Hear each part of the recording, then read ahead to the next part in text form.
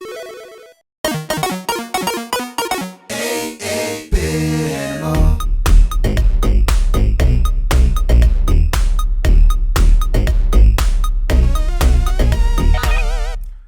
you doing, good people? This is the 8-Bit Animal. And hockey games on the NES. The two best hockey games on the NES both came out in 1988. As did the worst hockey game on the NES. We're going to talk about the worst one today. The worst one had an NHL Players Association license, so it had real players in it. The two better ones didn't. One of the good ones was published by Nintendo. The other really good one published by Konami. They're Ice Hockey and Blades of Steel, respectively. Third one was developed by Bethesda. Yeah, that Bethesda, the one that's currently owned by Microsoft, and was published by THQ, who don't exist no more. And remember yesterday when I mentioned the Pro Star that didn't have a shoe deal? First of all, that wasn't true. Homie not only had a shoe deal with LA Gear, he also had a deal with Nike for his skates. And Nike produced rollerblades designed to look like said skates. And recently, NFL player Travis Kelce had custom cleats made to look like said player's skates. He was widely regarded, and still is in many circles, as the greatest hockey player of all time. Too bad this game does not, well, at least this console iteration does not live up to that potential. Because apparently all of the PC versions of this game are regarded as fantastic games. This is dreadful. Today we're going to take a look at Wayne Gretzky hockey.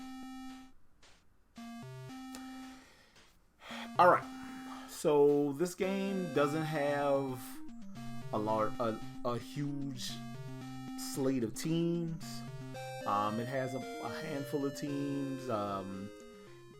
It primarily only has 3 game modes, but technically it's just a practice game and 2 different flavors of exhibition game, because you can say playoff, but it only does 1 game. And the difference between practice and a regular game is that practice is 3-on-3. The controls are terrible. You have to press select to cycle through your players. When the puck is passed to a player that you're not controlling, you just gotta cycle over to that player. Skating in general is a chore. You shoot and pass with the same button. Everything about this game is just bad. There isn't very much in the way of sound effects.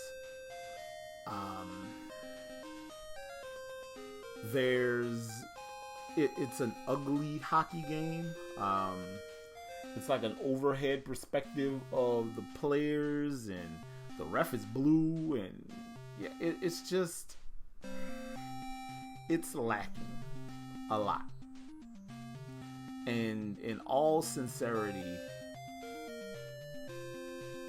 this game came out somewhere between Ice Hockey and Blades of Steel.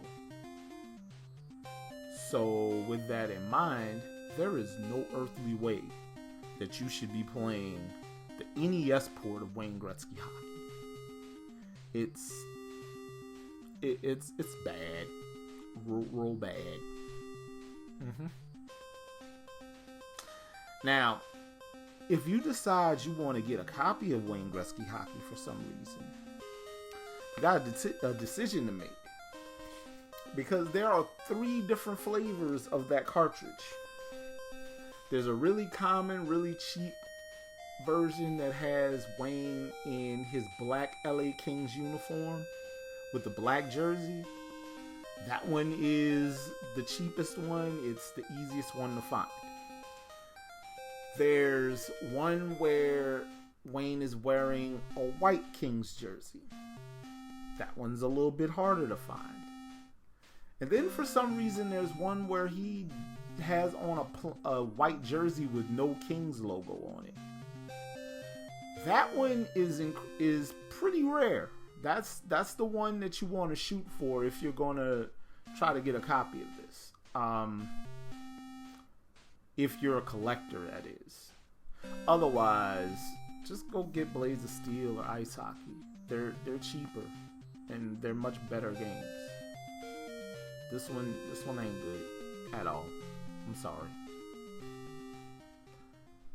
This has been the 8-Bit Animal. And I'll catch you beautiful people tomorrow.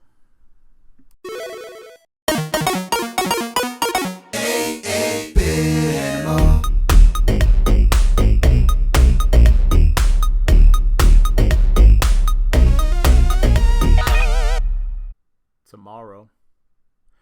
Yeah, I know Don Bluth isn't dead, but yeah, he probably preemptively rolling over in his grave over this one.